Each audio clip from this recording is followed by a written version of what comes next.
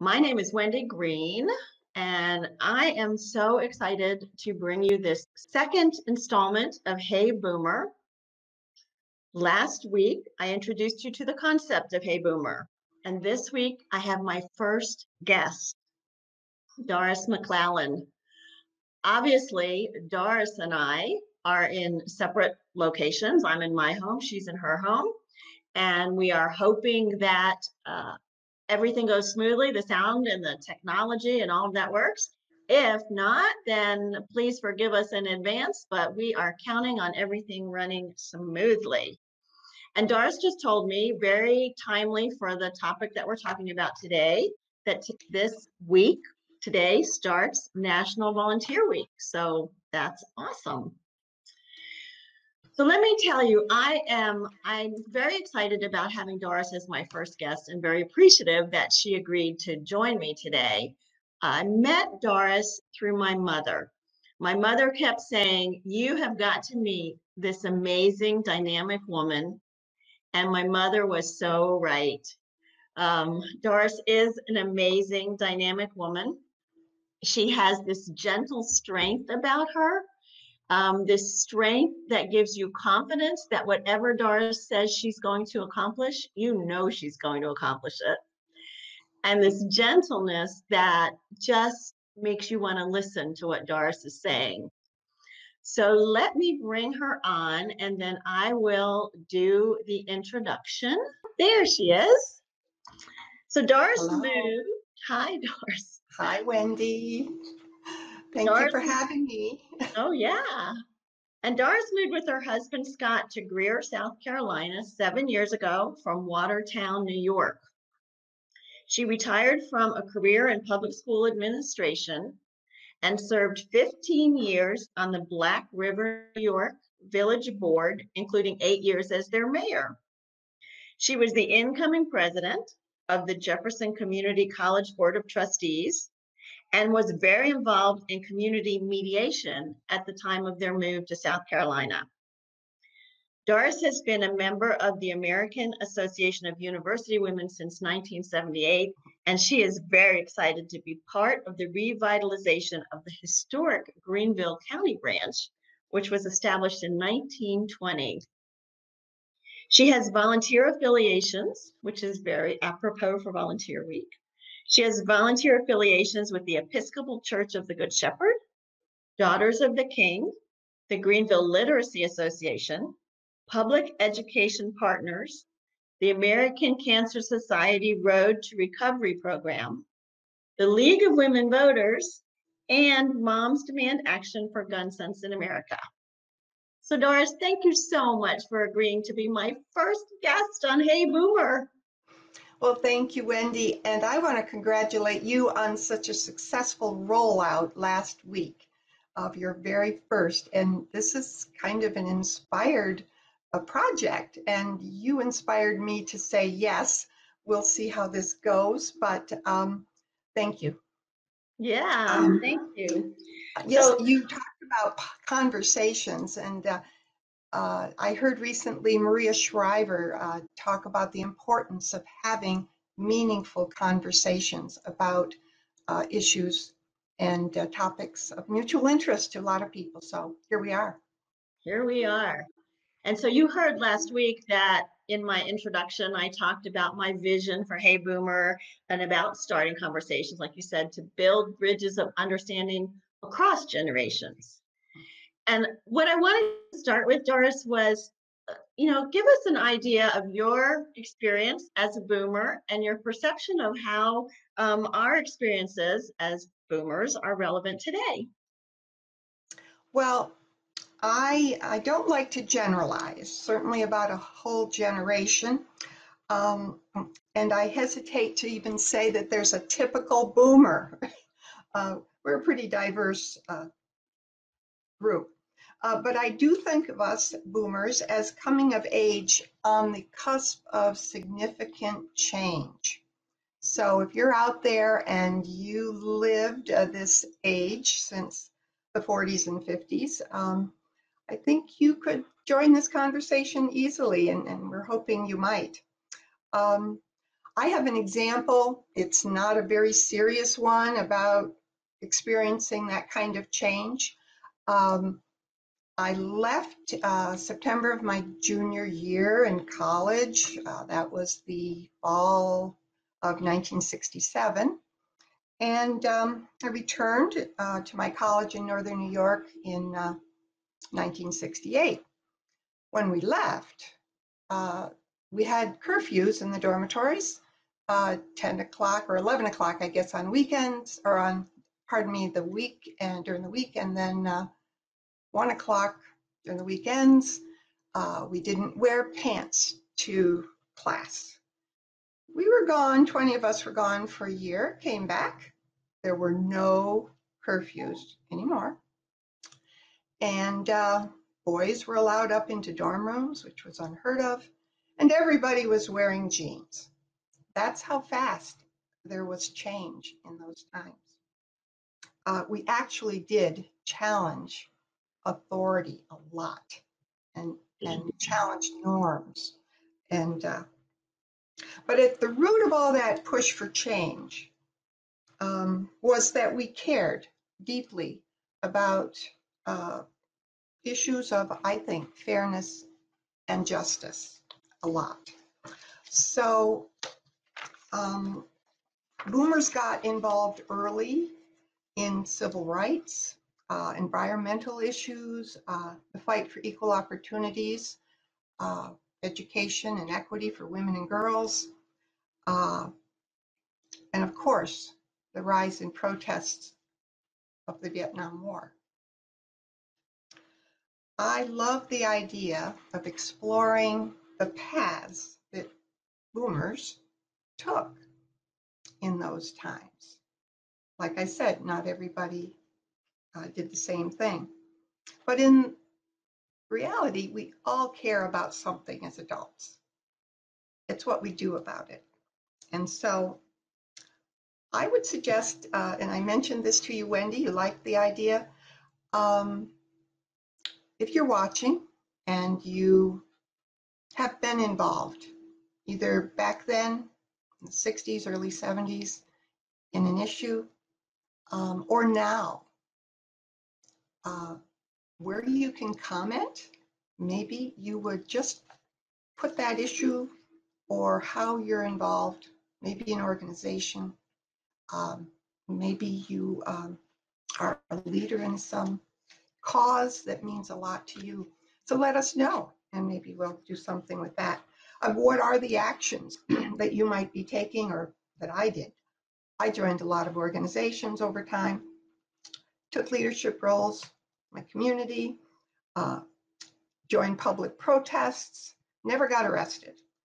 At rally, did you write letters, make phone calls, all those things. Maybe you support a cause financially. For me, I did some of that as a teen and in my early 20s, but then I got busy getting a career off the ground. I got married. I had 2 wonderful sons. I held office in my small village community, as Wendy mentioned, and I served on boards and various things that I cared about.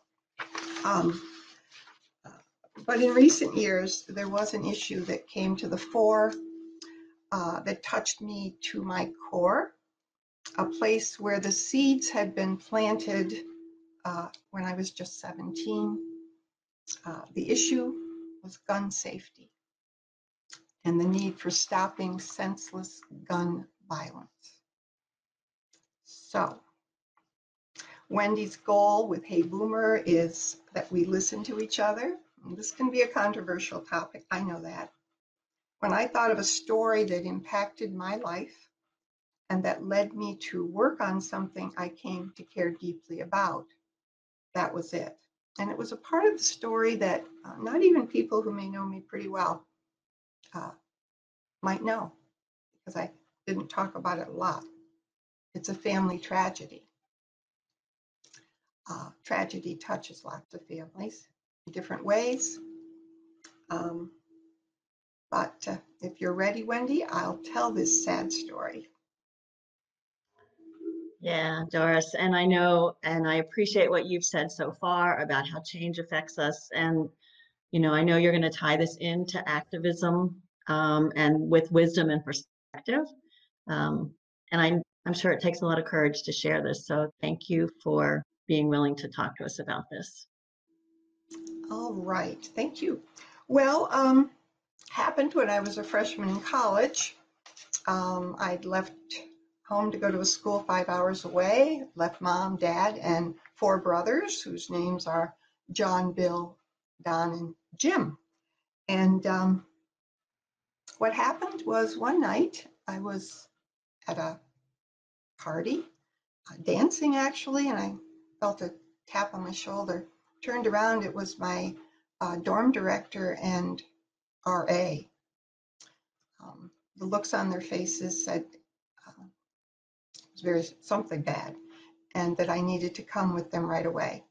And so we went back to the dorm and waited and waited and waited until my aunt, who lived not too far away, and her friend came. You'd think the worst. Well, it was the worst. My little brother, Don, 13 years old, had been shot and killed in a gun accident, and I use that term, but in another boy's home. 8th graders, excuse me, had gone bowling, stopped off to another kid's house for a little while. Little brother's sitting at a kitchen table when the boy, whose house it was, went into his father's closet, came out, going to show the rest of the boys his father's new shotgun. It went off and it hit my little brother Don in the chest. And he bled to death there on the kitchen floor. So I don't know to this day how my family carried on, got through Christmas, got back to school, got back to life, back to work. My poor mother, my father. But we did, and there was no counseling in those days for things like that, families like that we knew of. We just did, got through it. And gun safety wasn't an issue for me really in the 60s and 70s.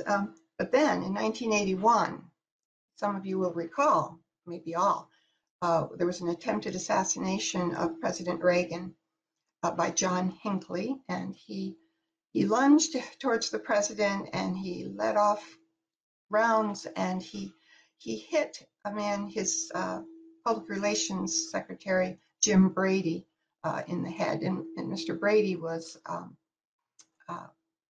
disabled for the rest of his life. And after that, not until actually 93, but there was a Brady bill to require some places the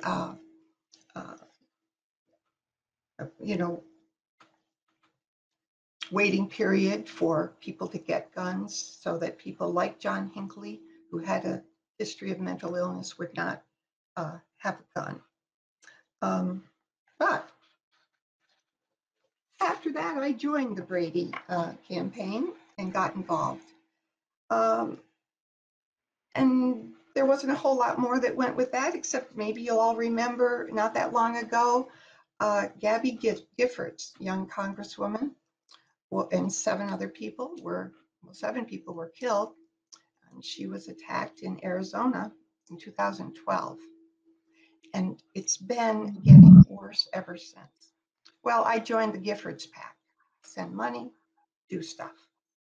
Then, also later that year, folks, came Sandy Hook Elementary School, where Adam Lanza killed 28 people. He got the same idea, got that gun out of his mother's closets, came and did terrible damage. Organization I joined after that was called Moms Demand Action. Every Town for Gun Safety. Maybe you've heard of them. And very involved today in the Be Smart program, which I'll tell you a little bit after. Maybe you know of an organization called BON, started in 2018 by the students at Marjorie Stoneman Douglas High School, where a gunman came in and murdered 17 people. BAHN stands for Ban Assault Weapons Now in Florida. So that's another organization. And most recently, because I thought it was so fascinating, young woman, show these. These are bracelets. Oops, there. Can you see there's a bullet casing here?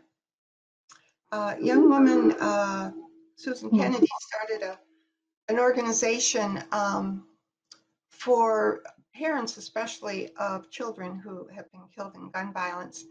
And for every bullet casing that is sent to her, found in the street, bullets that did not kill somebody, she takes that casing and goes around the country and holds workshops, and parents make these beautiful bracelets. I attended this workshop a couple weeks ago before the quarantine in Spartanburg. And so I made these two, and they're a reminder, you know, and her concept is every bullet that's in a bracelet is somebody that wasn't killed with a bullet. So Doris, let me just, I also had an experience similar to what you just described with your brother. It was more of a, my husband's cousin, who was a young boy and accidentally killed when they were playing with what they thought was an unloaded gun. And then I love how you tied all of this into the different school shootings, because that is certainly education and schools has been your background. Can you give me an idea of what made this the event that you wanted to talk about and how it has really affected your life? Well, we only have so much time. And as I've said, I think a lot of people care about a lot of things, but you do have to narrow down to what you will spend your time on and give your energy to. And when you asked, you know, what had impacted you, that came back, that memory.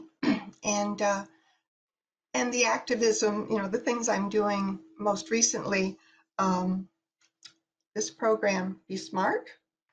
So yes, I go with other people who are members of Be Smart. We go to schools, parks, community picnics, different things where we can have tables. And I've decided that it's education about the issue that might save one other child, that one other parent will know that it's not safe to have a loaded gun. We read about it all the time in the newspapers, right? 4-year-old finds a gun in a drawer in a bedroom, or a kid finds in the car. People leave loaded guns in the car all the time. There's a statistic actually that's 4.6 million kids live in homes with access to an unlocked or unsupervised gun. So that mattered to me when it happened to me. I didn't do a lot about it. Now I'm retired. I have time. There are organizations that can make a difference. And I've chosen to take part. So I love the idea of the bracelets.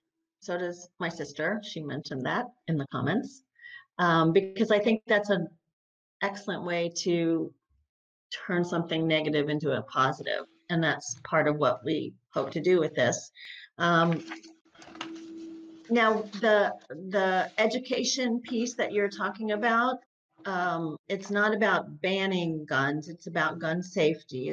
Am I understanding that correctly? Exactly. Okay, could you explain a little bit more about how that education piece works?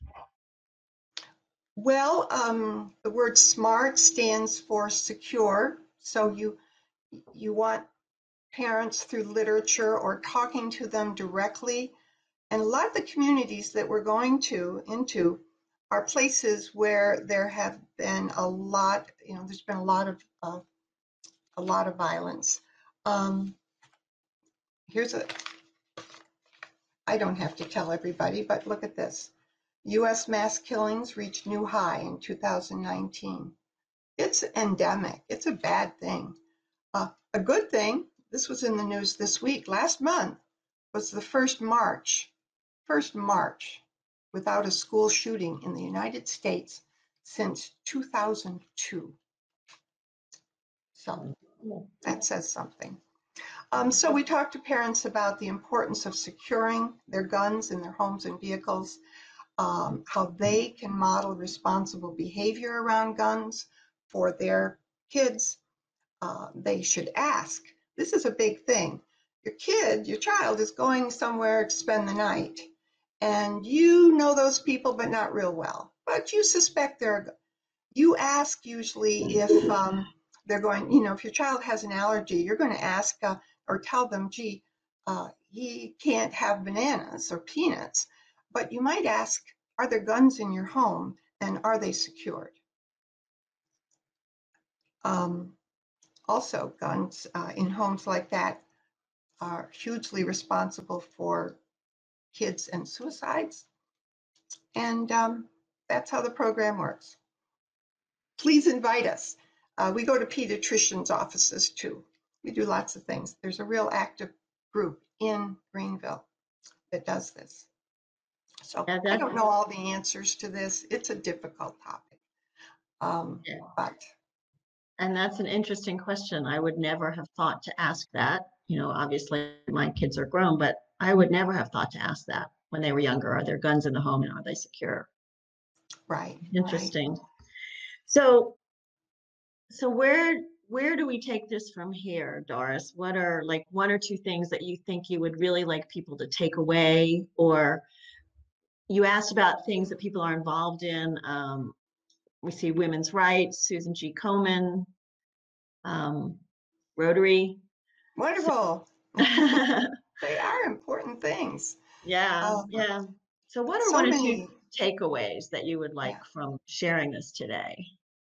Well, one takeaway is I talked about the activism of people that were boomers or are boomers, different generations, different ages, different topics, but I think care connects us across generations. So think about what we care about.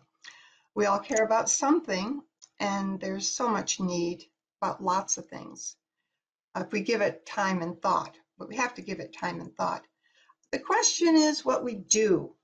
And even the golden rule states, do unto others as you would have them do unto you.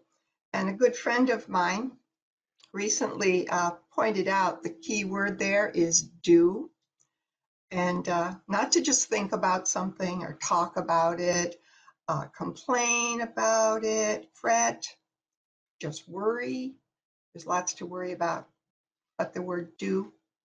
My takeaway is to be the change you want to see. We can all do some little bit, some part to make our world a better place.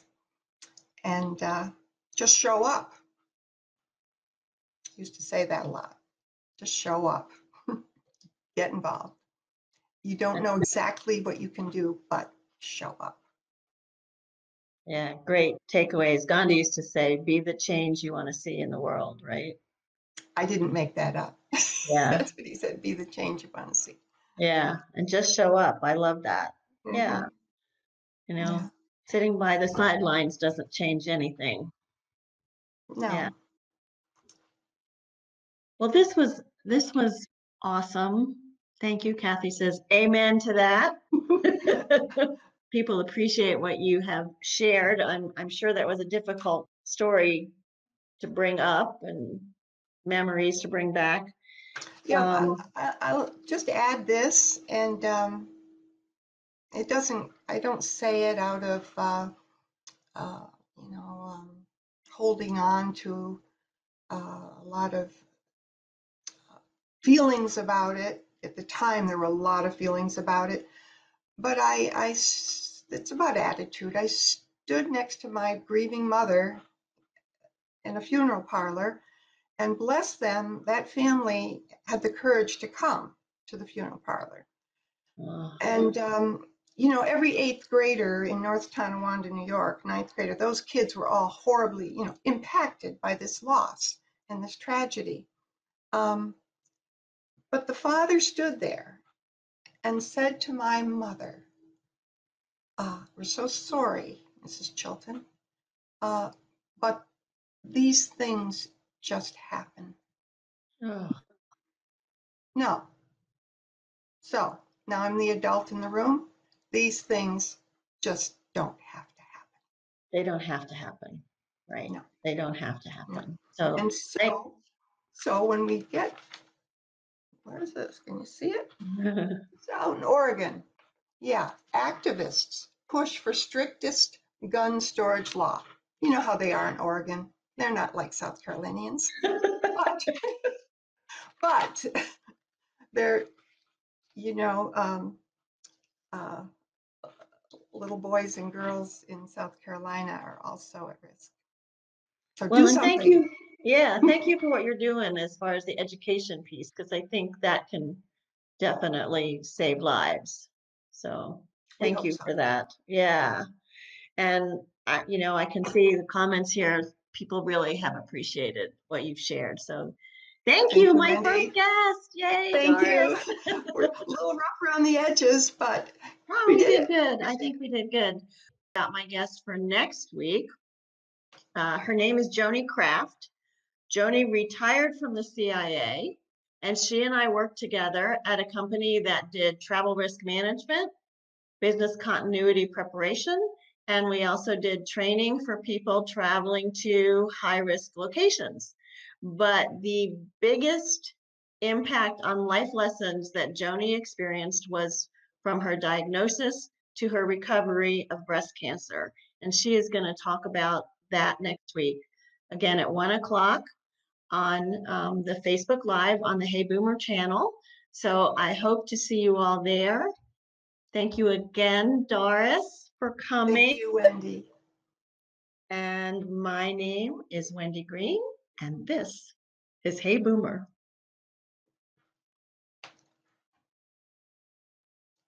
Hey, boo.